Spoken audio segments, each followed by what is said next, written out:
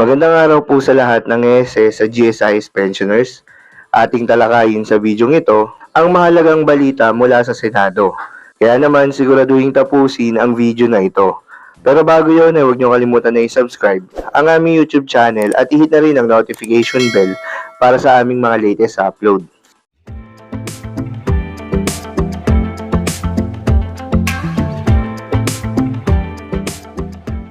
Isa ka ba sa mga SS o GSIS pensioners na napakaliit lamang ng natatanggap na pensyon? Kaya naman minsan o madalas ay naisasangla nyo ang inyong ATM card bilang collateral kapalit ng halaga na inyong ninanais. Alam nyo ba na ang issue na ito ay dinala na ni Senator Raffy Tulfo sa Senado at dito binunyag niya ang malagim na sinasapit ng ilang kawawang SSS at GSIS pensioners dahil lamang sa sobrang liit na tinatanggap na pensyon. Noong nakarang linggo, lumapit po sa aking tanggapan si Nanay Teresa Merihildo, 65 years old, may bahay, at misis ng isang SSS pensioner na si Tatay Maximo Merihildo.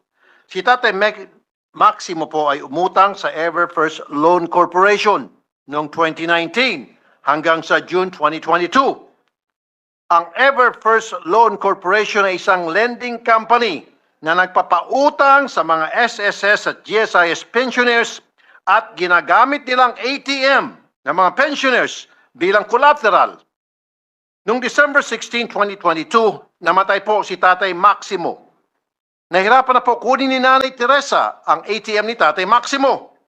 Umiiyak si Nanay Teresa sa akin dahil nawala na nga siya ng katuwang sa buhay, hindi pa niya makuha ang ATM kahit sa pagkakaalam niya ay bayad na ang utang ni Tatay Maximo. Nagmamatigas ang Ever First Loan at inipit pa rin daw ang ATM. Akin na pong natulungan si Nanay Teresa at maayos na pong nakausap ang Ever First. Pero ang mas nakakaantig sa puso ko ay ang sitwasyon ng ating mga mahirap na kababayan na kinakailangang isanla ang kanilang pension ATM para mangutang. Ang kwento po ni Nanay Teresa ay hindi bago. Madami na po akong narinig na kwento ng mga matatanda na kailangan bumili ng gamot pero hindi sila makabili dahil nandoon at nakasanla ang kanilang ATM. Sa kaso po ni Nanay Teresa, 9,500 pesos po ang kanyang pension at ang kinakaltas ng Ever First ay 9,000 kada buwan bilang hulog sa utang nila. At ang sukli na 500 pesos ay kailangan niyang dayuhin sa opisina ng Ever First upang pantawid niya buong buwan. Nawalan sila ng freedom of access sa kanilang mga pera. Maraming pensioners po ang lumalapit sa programa ko o dito sa opisina natin sa Senado para maitawid ang kanilang mga pangangailangan para sa gamot o pang-ospital. Hindi man sapat ang nakukuha ng mga kababayan natin sa kanilang pensyon, malaking tulong pa rin ito sa mga mahirap nating kababayan na talagang walang ipon. Kaya kapag ito ay naipit dahil sa sanla, ATM, walang-wala na talagang pinagkukunan itong mga lolo at lola natin. Bakit ba nagkakaganito ang mga pensioners? Una, wala silang ipon. Di naman kaila na ang karamihan sa ating mga kababayan ay isang kahig at isang tuka. Kung anong kinita ngayon ay sapat lang sa pang-araw-araw. And that is why we have laws establishing the SSS and GSIS. We have RA 11199 or the Social Security Act of 2018 and RA 8291 or the Government Service Insurance System Act of 1997. In these laws, we enforce and regulate a means for our people to save through monthly contributions supplemented by shares from their employers. In these insurance systems, our people will have something to rely on for health, death, and other unforeseen incidents. Through these laws, they do not have to become a charity case. They grow old with some form of dignity. Pero ang problema po ay kulang na kulang ang pensyon ng mga retirees natin. Hindi ito sapat para sa kanilang sariling pangangailangan at sa kanilang mga pamilya. Kaya napipilitan po silang mangutang. But it is very difficult for the poor to secure loans from banks and other financial institutions. They just take loans from relatives or friends. But if none could give them, these Sangla ATM lending institutions provide an easy mode for securing a loan. They just turn over the ATM and their PIN code, and they're able to secure a loan with the pension ATM as their collateral. The problem, my dear colleagues, which I've encountered so many times with the complaints that I receive, is that our elderly pensioners are being taken advantage of. Their scheming children, relatives, or caregivers take their pension ATMs and take on a loan on their behalf, sometimes forging their signatures. These pensioners are unaware that loans have been taken under their name, or sometimes they are coerced to agreeing to their able-bodied caregiver or relatives. At kapag kailangan na talaga nila ng pera para sa kanilang pagkain, utilities, gamot o pang-doktor, sila ang walang napagkukunan. Karapatan naman po ng bawat tao na umutang kung gusto nila, basta't naayon sa batas ang mga kasunduan. Wala namang masama po rito. Ang hindi ko po matanggap ay ang binigay natin sa ating batas upang maprotektahan ang ating mga pensioners sa kanilang pagkatanda ay nawala dahil sa Sangla ATM.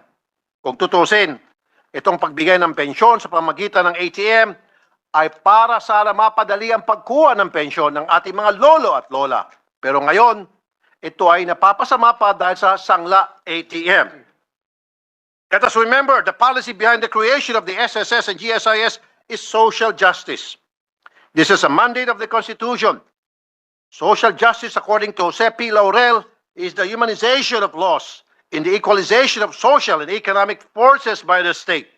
To put it simply, as stated by my favorite president, Ramon Magsaysay, those who have less in life should have more in law. Excuse me.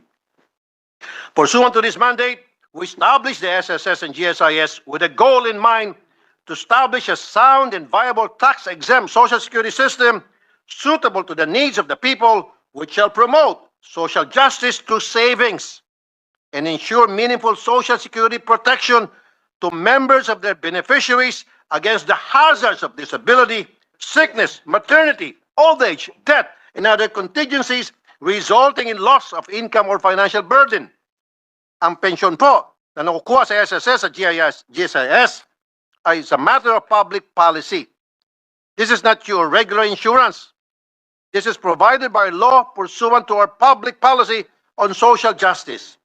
Now, if this public policy is being hindered by schemes such as Sangla ATM, then we have to do something. What exactly is Sangla ATM? It is a form of informal lending wherein the ATM card is used as the collateral and where the lender uses the ATM card or debit card to withhold the payment from the salary payment on every pay until the entire amount is repaid. According to the Bangko Sentral survey in 2014, 39.9% of collaterals used for loan is Sangla ATMs. This is bigger than the use of land, appliances, vehicle, or harvest as collateral. Given this data, the fact that SSS has 1,946,029 retirement pensioners, while the GSIS has 372,992 old age pensioners, we must look if there's a need to regulate the use of the pension ATM as collateral in Sangla ATM system. At the moment, there is no prohibition or regulation governing the Sangla ATM transactions. During the 17th Congress, the matter of Sangla ATM was already raised by our courageous Senator Grace Poe in Senate Resolution 632. She emphasized our state policy to regulate the establishment of lending companies and to prevent and mitigate, as far as practicable or practicable, practices prejudicial to public interest. But to balance this policy, the resolution recognized that access to financial is an inseparable component of ensuring inclusive growth and poverty reduction. Tama po. We have to regulate Sangla ATM, but we also acknowledge that to the poor, this is their only means to secure fast loans. Kailangan din po ibalanse.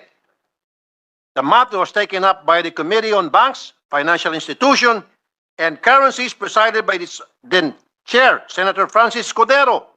During the hearing, the concerns regarding Sangla ATM were raised, But in the end, it was concluded that it is legitimate means of securing loan. The BSP held its opinion on whether there is a need to prohibit it outright. But the said hearing was held in 2018, or almost 5 years ago. I believe that there are still legitimate concerns regarding this mode of securing loans, and given new laws governing our banks and other related matters, maybe it is time to conduct an inquiry whether the system of Sangla ATM is a matter that needs regulation or even legislation.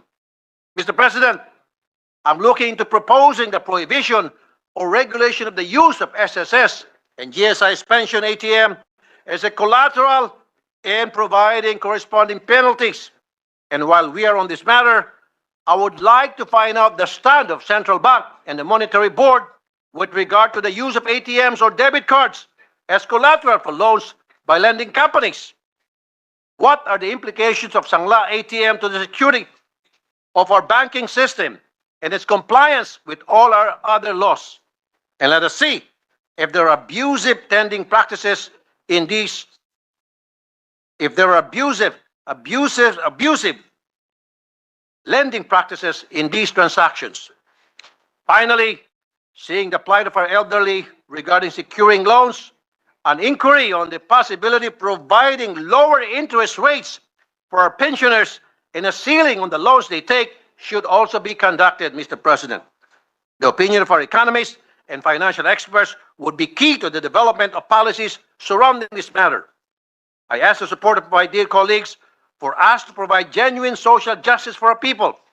Hindi po yung salita lang or batas sa papel. Let us make them feel what really means to have more in law. Good afternoon, Mr. President and my dear colleagues. Magandang hapon po. At sa balitang ito, ano po ang reaksyon ng mga ASS sa GSI's pensioners? I-comment nyo lang po sa ating comment section. Sa yun lang po muna para sa video na ito. Maraming salamat po.